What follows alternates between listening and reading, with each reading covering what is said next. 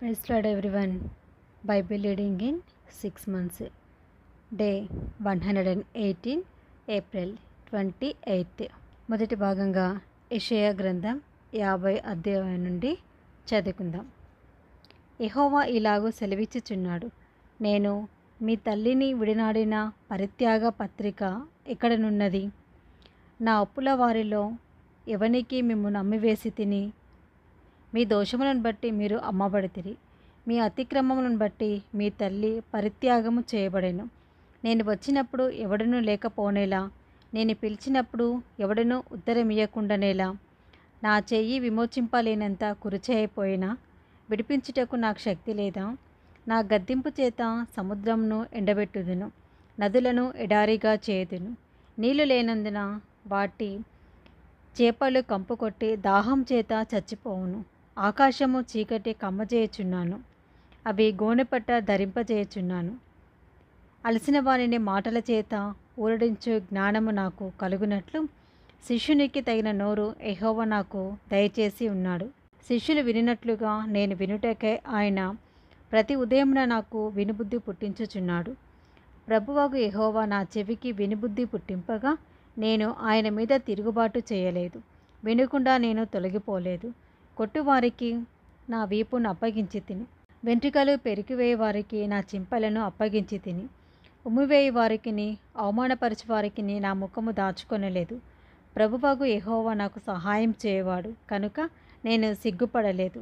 నేను సిగ్గుపడునని ఎరిగి నా ముఖమును చెకుముకి రాతి వలె చేసుకుంటుని. నన్ను నీతిమంతునిగా ఎంచేవాడు ఆసనుడై ఉన్నాడు. నాతో వ్యాజ్యమాడువాడెవడు? మనము కూడుకొని వ్యాజ్యమాడుదము. నా ప్రతివాది ఎవడు? అతడు నా యుద్ధకు రానిమ్ము. ప్రభువకు యెహోవా నాకు సహాయం చేయను. నా మీద నేరస్థాపన చేయువాడెవడు? వారందరి వస్త్రము వలె పాతగిల్లిపోదురు, చిమ్మెట వారిని తినివేయును. మీలో యెహోవాకు భయపడి ఆయన సేవకుని మాట వినువాడెవడు? వెలుగు లేకయే చీకటులు నడుచువాడు యెహోవా నామమును ఆశ్రయించి తన దేవుణ్ణి నమ్ముకొనవలెను. ఇదిగో, అగ్ని రాజబెట్టి అగ్ని కొరువులను మీ చుట్టూ పెట్టుకొని వారలారా, మీ అగ్ని జ్వాలలో నడువుడి, రాజబెట్టిన అగ్ని కొరువులలో నడువుడి. నా చేతి వలన ఇది మీకు కలుగుచున్నది, మీరు వేదన గలవారై పండుకొనెదరు. యెషయా గ్రంథం 51వ అధ్యాయము. నీతిని అనుసరించుచు యెహోవాను వెతుకుచూ నుండు వారలారా, నా మాట వినుడి. మీరు ఏ బండ నుండి చెక్కబడితిరో దాన్ని ఆలోచించుడి, మీరు ఏ గుంట నుండి తవ్వబడితిరో దాన్ని ఆలోచించుడి. మీ తండ్రి అయిన అబ్రహాం సంగతి ఆలోచించుడి, మిమ్మల్ని కనిన షారాను ఆలోచించుడి. అతడు ఒంటరి అయి ఉండగా నేను అతన్ని పిలిచి తిని, అతనిని ఆశీర్వదించి అతనిని పెక్కుమంది అగునట్లుగా చేసి తిని. యెహోవా సియోనును ఆదరించుచున్నాడు, దాని పాడైన స్థలములన్నిటినీ ఆదరించి దాన్ని అరణ్య స్థలములను ఏదెను వలె చేయుచున్నాడు. దాని ఎడారి భూములు యెహోవా తోట వలె అగునట్లు చేయుచున్నాడు. ఆనంద సంతోషములను కృతజ్ఞతాస్తుతియు సంగీత గానమును దానిలో వినబడును. నా ప్రజలారా, నా మాట ఆలకించుడి, నా జనులారా, నాకు చెవియొగ్గి వినుడి. ఉపదేశం నా యుద్ధ నుండి బయలుదేరును, జనములకు వెలుగు కలుగునట్లుగా నా విధిని నియమింతును. నేను ఏర్పరచుకొని నా నీతి సమీపంగా ఉన్నది, నేను కలుగజేయు రక్షణ బయలుదేరుచున్నది. నా బాహువులు జనములకు తీర్పు తీర్చును. ద్వీపవాసులు నా తట్టు చూచి నిరీక్షణ కలవారగుదురు. వారు నా బాహువును ఆశ్రయింతురు. ఆకాశము వైపు కన్నులెత్తుడి, క్రింద భూమిని చూడుడి. అంతరిక్షము పొగవలే అంతర్ధానమగును, భూమి వస్త్రము వలె పాతగిల్లిపోవును. అందరి నివాసులు అటువలే చనిపోవుదురు. నా రక్షణ నిత్యముండును, నా నీతి కొట్టివేయబడదు. నీతి అనుసరించు వారలారా, నా మాట వినుడి. నా బోధను హృదయమందు ఉంచుకున్న వారలారా ఆలకించుడి. మనుషులు పెట్టు నిందకు భయపడకుడి, వారి దూషణ మాటలకు దిగులు పడకుడి. వస్త్రమును కొరికివేయినట్లు చిమ్మట వారిని కొరికివేయును, బొద్దీక గొర్రెబొచ్చును కొరికివేయినట్లు వారిని కొరికివేయును. అయితే నా నీతి నిత్యము నిలుచెను, నా రక్షణ తరతరములుండెను. యెహోవా బాహువా, లెమ్ము, లెమ్ము, బలము తొడుగుకొమ్ము. పూర్వపు కాలములలోనూ పురాతన తరములలోనూ లేచినట్లు లెమ్ము. రాహాబును తుత్తునీలుగా నరికివేసిన వాడవు నీవే కదా, మకరమును పొడిచిన వాడవు నీవే కదా, అగాధ జలములు గల సముద్రమును ఇంకిపోచేసిన వాడవు నీవే కదా. విమోచింపబడిన వారు దాటిపోవునట్లు సముద్రాగాధ స్థలములను త్రోవగా చేసిన వాడవు నీవే కదా. యెహోవా విమోచించిన వారు సంగీతనాదముతో సియోనుకు తిరిగి వచ్చిదరు. నిత్య సంతోషము వారి తలల మీద ఉండును. వారు సంతోషానందము గలవారగుదురు. దుఃఖమును నిట్టూర్పును తొలగిపోవును. నేనే మిమ్ము ఓదార్చువాడను. చనిపోవు నరునికి, తృణమాత్రుడగు నరునికి ఎందుకు భయపడుదువు? బాధపెట్టువాడు నాశనము చేయుటకు సిద్ధపడినప్పుడు వాని క్రోధమును బట్టి నిత్యము భయపడుచు ఆకాశములను వ్యాపింపచేసి భూమి పునాదులను వేసిన యెహోవాను, నీ సృష్టికర్త అయిన యెహోవాను మరచుదువా? బాధపెట్టి వాని క్రోధము ఏమాయెను? కృంగబడిన వాడు త్వరగా విడుదల పొందును. అతడు గోతిలోనికి పోడు, చనిపోడు, అతనికి ఆహారము తప్పదు. నేను నీ దేవుడైన యెహోవాను. సముద్రం యొక్క కిరీటములు ఘోషించినట్లు దాని రేపువాడను నేనే. సైన్యములకు అధిపతియగు యెహోవా అని ఆయనకు పేరు. నేను ఆకాశములను స్థాపించినట్లును భూమి పునాదులను వేయినట్లును నా జనము నీవే అని సియోనుతో చెప్పునట్లును నీ నోట నా మాటలు ఉంచి నా చేతి నీడలో నిన్ను కప్పి ఉన్నాను. యెరూషలేమా, లెమ్ము, లెమ్ము. యెహోవా క్రోధ పాత్రను ఆయన చేతి నుండి పుచ్చుకొని తాగిన దానా, తూలిపడచేయు పాత్రలోనిదంతటిని త్రాగిన దానా నిరువుము. ఆమె కనిన కుమారులందరిలో ఆమెకు దారి చూపగలవాడెవడనూ లేకపోయెను. ఆమె పెంచిన కుమారులందరిలో ఆమెను చేయి పట్టుకొని వాడెవడనూ లేకపోయెను. ఈ రెండు అపాయములు నీకు సంభవించెను. నిన్ను ఓదార్చగలవాడెక్కడ ఉన్నాడు? పాడు నాశనము, కరువు ఖడ్గము నీకు ప్రాప్తించెను.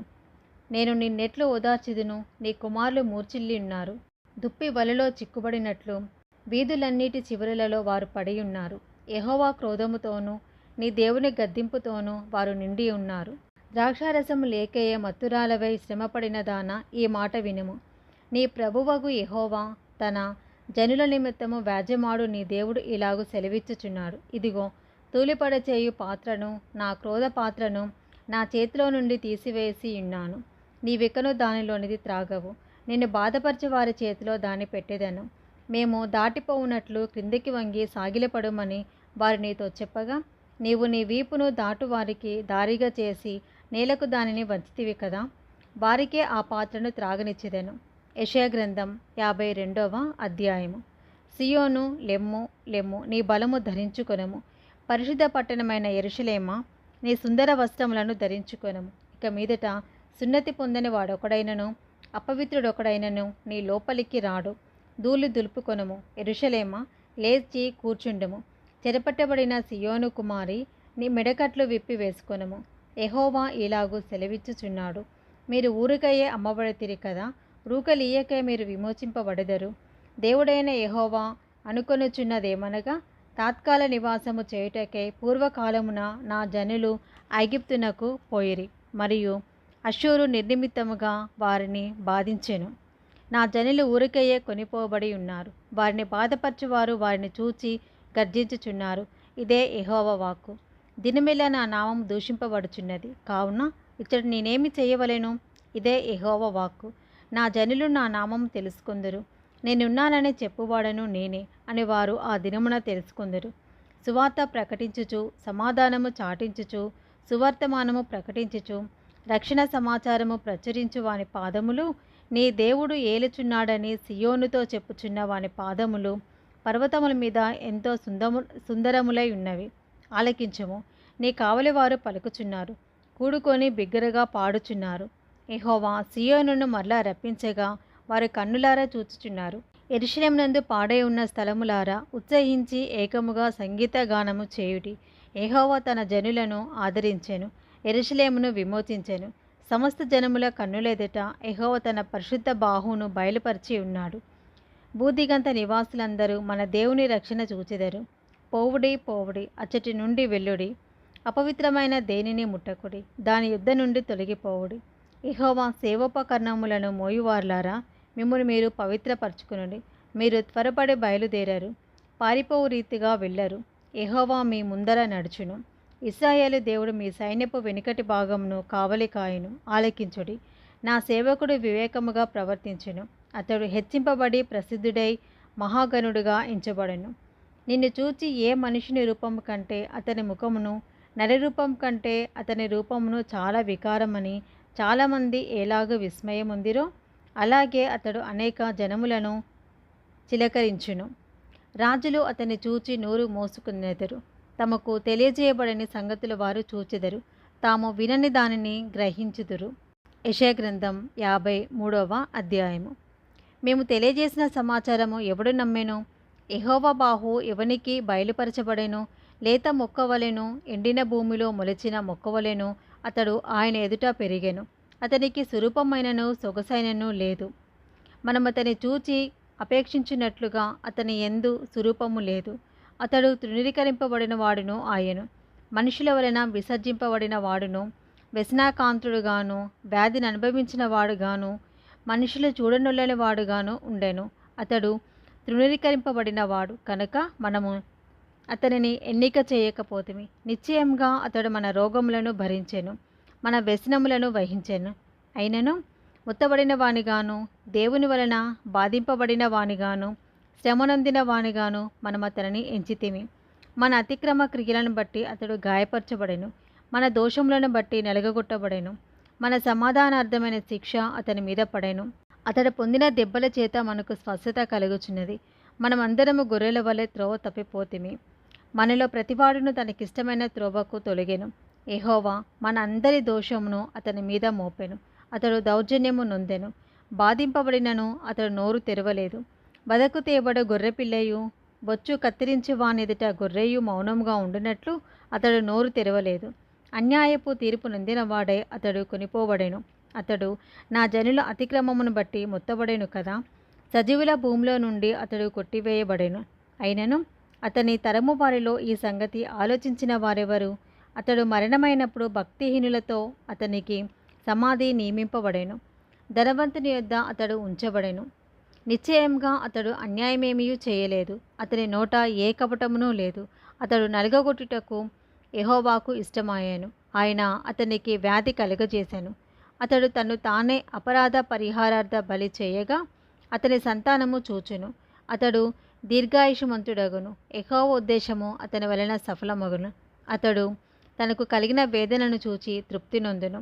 నీతిమంతుడైన నా సేవకుడు జనుల దోషములను భరించి తనకున్న అనుభవ జ్ఞానము చేత అనేకులను నిర్దోషులుగా చేయను.